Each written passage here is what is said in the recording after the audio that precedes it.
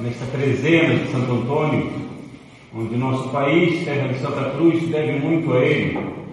Ele que salvou o Brasil tantas vezes dos calvinistas holandeses, dos franceses, até a cidade do Rio de Janeiro teve uma ajuda dele, a Bahia, e praticamente quase todas as cidades tinham uma ajuda de Santo Antônio na guerra. E de fato ele tem agora o título de soldado do Brasil. Ele tem patente militar. Até 1911 ele recebia o soldo de militar, mas com a República foi tirado, mas ele sempre nos ajudou. Porém, gostaria de falar-lhes outras virtudes e outras ajudas do glorioso Santo Antônio, que é um santo sumamente popular em nosso país, e sua intercessão é bem universal. Para qualquer coisa que peçamos sua intercessão, ele nos atende.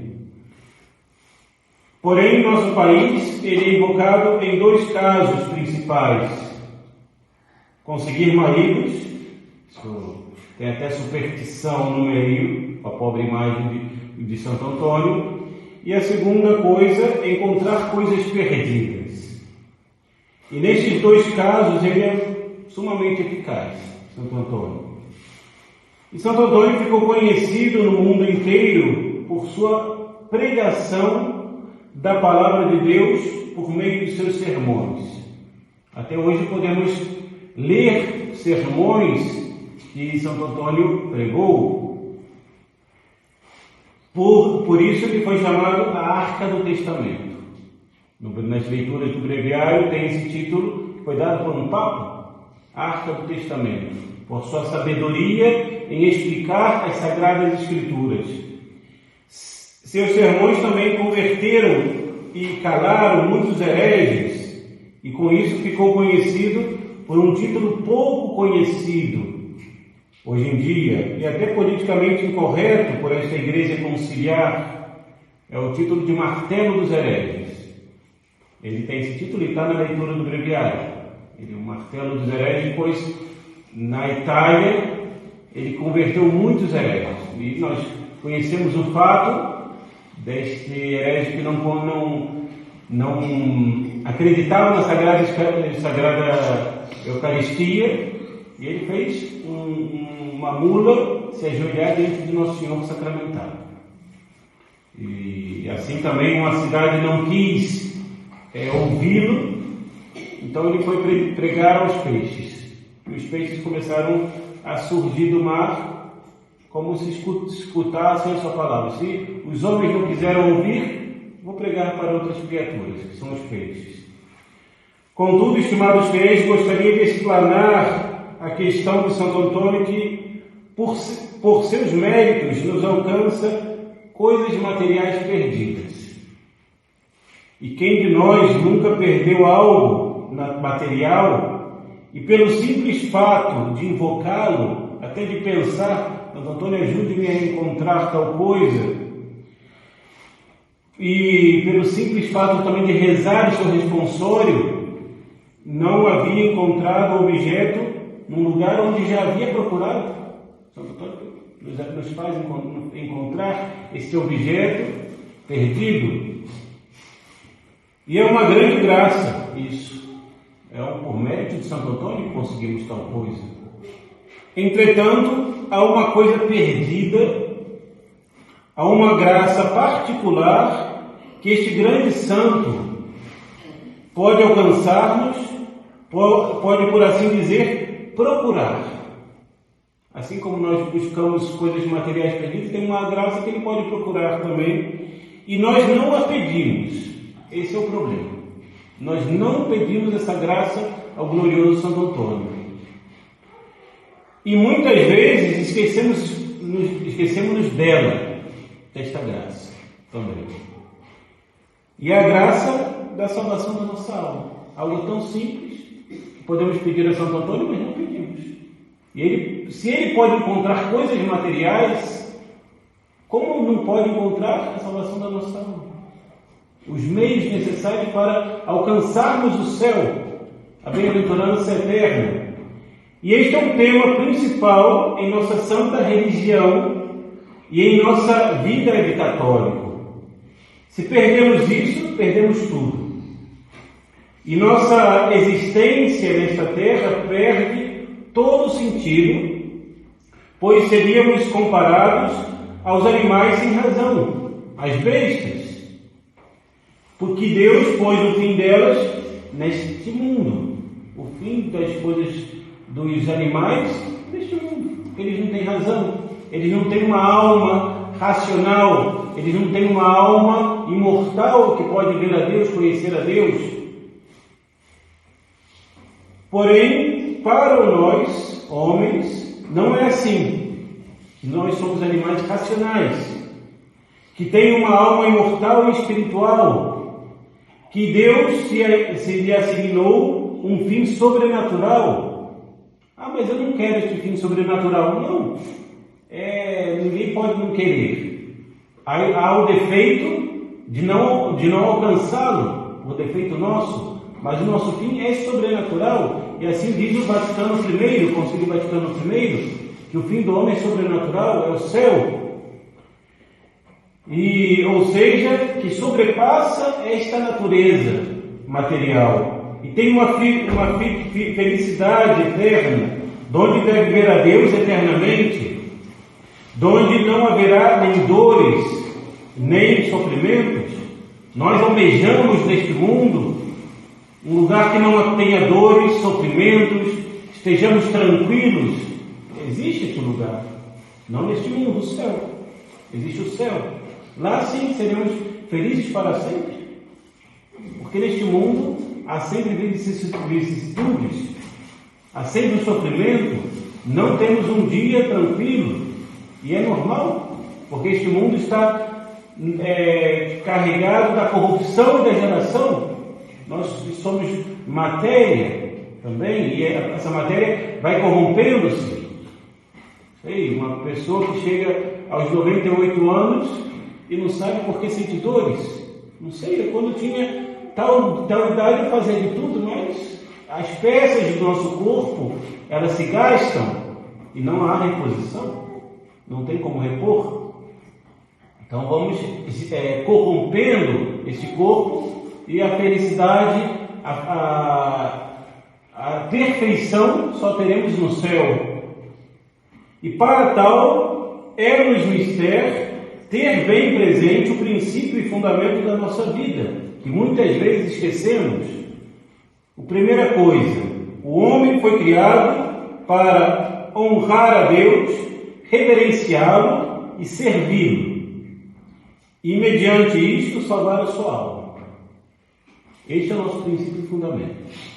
Amar a Deus, reverenciar a Deus, conhecer a Deus, louvar a Deus, nosso Senhor, e servi-lo. Temos que servir a Deus. Servir a Deus é fazer sua vontade. E com isso, nós salvaremos a nossa alma. Foi o que Santo Antônio fez. Ele conheceu a Deus, ele reverenciou a Deus, ele serviu a nosso Senhor e salvou a sua alma.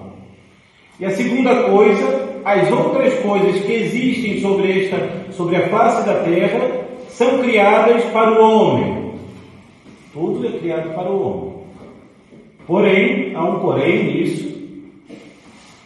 E para que lhe ajudem na prossecução do fim que é criado.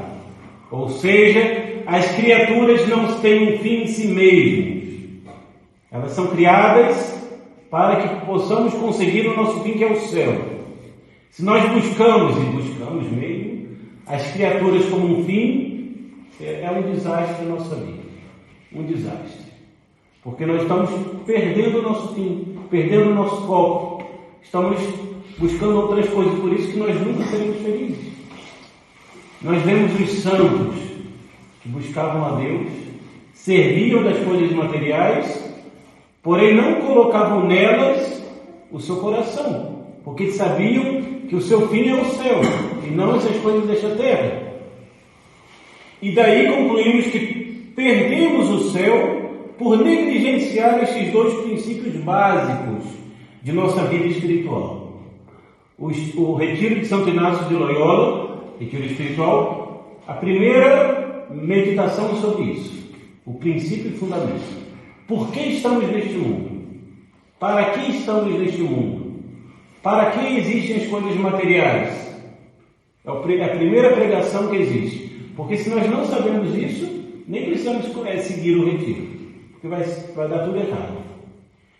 E pelo primeiro princípio, vemos que o homem foi criado por Deus e que este pôs objetivos pontuais para o homem, que é conhecer a Deus pela fé, mediante a fé verdadeira, depois de conhecê-lo, dar reverência devida a Deus, porque ninguém ama aquilo que não conhece. Ninguém ama aquilo que não conhece. As crianças vão falar, eu não gosto de tal comida. Comeu já? Não. Então não pode falar que não gosta, porque ninguém ama aquilo que não conhece. Você gosta do Japão, daquela cidade de Tóquio? Não sei, porque eu nunca estive lá. Nunca estive lá, não conheço essa cidade. Então, para conhecer algo, para amar algo, devemos conhecer. E se nós não amamos a Deus neste mundo, é porque não o conhecemos. Nós não conhecemos o nosso catecismo. E as pessoas se fazem protestantes porque não conhecem o catecismo. E se nós não conhecemos a Deus, que é este ser tão bom e tão grande, nós não vamos reverenciá-lo. É uma consequência lógica. E muito menos servi-lo. Nós não vamos querer fazer isso. E quando conhecemos a Deus, nossa vontade nos leva a servi-lo neste mundo. Leva-nos a fazer tudo por amor dele. Aquele que guarda meus mandamentos, este me ama, e se alguém me ama, guardará as minhas palavras. É o que nosso Senhor disse. E aí temos um segundo fim, e mediante isto, salvar a sua alma, que é uma consequência do primeiro. Estamos neste mundo para ir para o céu. Estamos neste mundo para salvar a nossa alma. Se nós não a salvamos, perdemos tudo. Podemos ter casa, comida, dinheiro, mas se perdemos a nossa alma, perdemos tudo. Porque salvar a alma é estar unidos a Deus por toda a eternidade, com a nossa oração, a ação de nossa vida bem-aventurada. É ter escapado dos riscos da existência terrena, riscos da morte espiritual com o pecado mortal, da morte eterna no inferno. É ter acabado em si o estabelecimento do reino de Deus, do qual aqui embaixo a alma não vê mais que começo e promessa. O reino de Deus começa na nossa alma, quando o nosso Senhor começa a reinar em nossa alma. E depois deste primeiro fundamento de nossa vida, que é Deus, chegamos ao segundo, que é o uso das criaturas. E aí está o nosso problema. Nós não sabemos usar das criaturas, do criado. Tudo que não é Deus, tudo que não sou eu, foram criadas para o homem como instrumentos. E se trata de outro homem como companheiro. Ou seja, tudo que nós temos neste mundo, coisas materiais são instrumentos para levarmos ao céu. Santo Antônio usou muito bem esses instrumentos, os santos usaram, Pio XII usou da máquina de escrever, sim, porque isso foi um instrumento para santificar, para evangelizar, para ensinar ao mundo a verdade católica. A igreja não é contra a modernidade, mas tem que saber o uso. Esse é o problema, que nós não usamos como um meio, mas como um fim em si. E o nosso fim é Deus. E elas estão para que ajudem o homem, que estejam submetidas pelo homem, para que este busque seu último fim. São instrumentos. Porém, o homem tanto usará delas, quanto lhe ajudam para o seu fim. E tanto deve afastar-se delas, esse é o problema, o afastar-se delas, quando impedem de chegar ao seu fim último, que é o céu. E, portanto, é necessário fazer-nos indiferentes diante das criaturas. Ter ou não ter. Ter saúde ou ter doença. Claro, todo mundo vai buscar saúde, isso é óbvio. Mas, e se Deus permite outra coisa? Bendito seja Deus. Bendito seja Deus. Deus sabe. Nós também vivemos num naturalismo como se o nosso fim fosse este mundo. Como se nós não dependêssemos de Deus. Como se Deus, sim, existe, muito bem, mas Ele não comanda este mundo, não. Quem comanda sou eu aqui. Não, isso é liberalismo. Deus existe e sua providência toma conta de tudo neste mundo. Então, as criaturas devem ser usadas como meios. E quando nós nos apegamos a elas, aí está o problema. Leva-nos ao pecado, a afastar-nos do caminho de nossa salvação. O pecado é quando nós nos desbordamos das criaturas. É a conversão às criaturas e o desprezo de Deus. Isso é o pecado.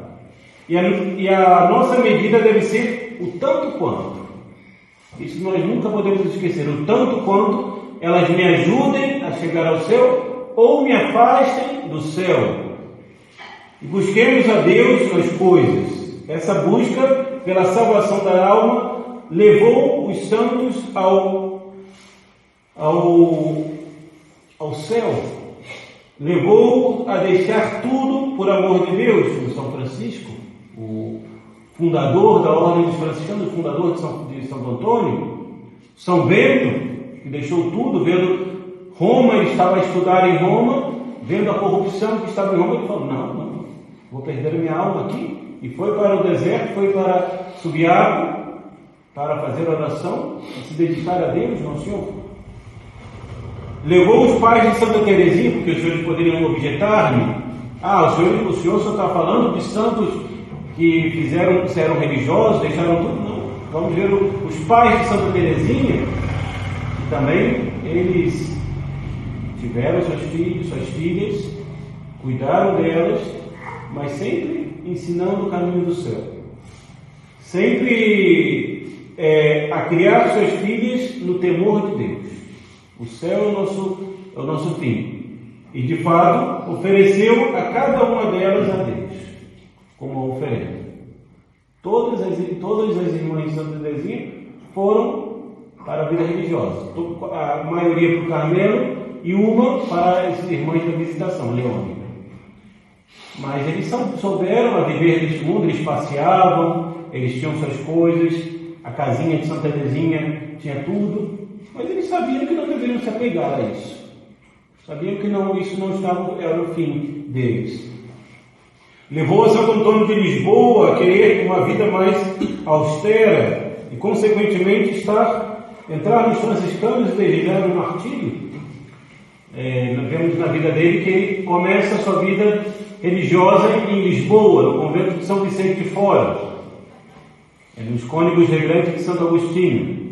E como ali sua família estava, seus amigos, sempre iam importuná-lo no convento.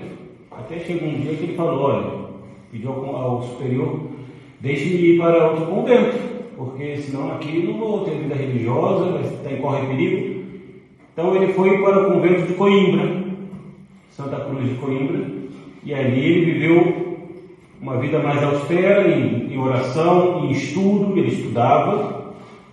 E quando chegam os primeiros mártires franciscanos do Marrocos, ele vai visitar ele. Nosso Senhor o chama para ser franciscano. O chama. Ele deseja ardentemente o martírio. Tanto é assim que ele vai onde estão os franciscanos, entra na ordem, toma o nome de Antônio, que Antão, porque o nome do convento era dele, e deseja ir ao martírio. Então, vamos para o Marrocos. Quero dar a minha vida para Nosso Senhor. Mas Nosso Senhor falou, não, você tem outra coisa. E o barco vai parar na Sicília. Ele doente, parar na Sicília, e daí ele segue para o capítulo das esteiras, o último capítulo que participa São Francisco. E ali ele é levado, quem é esse? Ninguém conhece Santo Antônio, esse irmão tão desconhecido, ninguém sabia da sua capacidade teológica. Ele é colocado num convento, no fim do mundo, e ali ele busca Deus. Ele está buscando a Nosso Senhor. Ele não quer aplausos, ele não quer outra coisa a não ser Nosso Senhor Jesus Cristo. E de lá Nosso Senhor vai puxar ele, vai fazer conhecer o mundo quem é Antônio. Essa língua bendita, como vai descrever São Boaventura, e sua língua está incorrupta, em Pádua. Ele vai pregar sua primeira pregação numa ordenação sacerdotal, e ele prega tão bem que todo mundo fica impressionado. Como esse irmão que nem conhecíamos prega assim? E aí começa sua vida pública, digamos assim. E queridos fiéis, estamos neste mundo para buscar a salvação da nossa alma. E muitas vezes, no meio deste longo caminho, porque às vezes, por que eu não vou logo para o céu? Por que Deus não me tira? Por que Deus não me leva logo? É um longo caminho, só Deus sabe. Nos esquecemos dela, distraímos-nos com as ninharias deste mundo, reclamamos da providência de Deus. Nós católicos reclamamos muito da providência de Deus. E pomos a culpa no outro. Não, porque tal pessoa, tal outra que me atrapalha. Sendo que a culpa está em nós. Está no mau uso das criaturas. Está no apego desordenado a nós mesmos. E mediante isso, nada melhor que pedir-lhe àquele que pregou durante sua vida sermões para que vivamos, busquemos a salvação da nossa alma. Aquele que buscou por todos os meios também os milagres, não milagre pelo milagre, para que os homens buscassem a Deus, vendo as maravilhas de Deus, os homens fossem levados até Nosso Senhor Jesus Cristo. E é esta graça que devemos pedir durante essa trezena. Também podemos pedir graças materiais, porém a principal deve ser a busca da salvação da nossa alma. Que Ele busque para nós a salvação de nossa alma.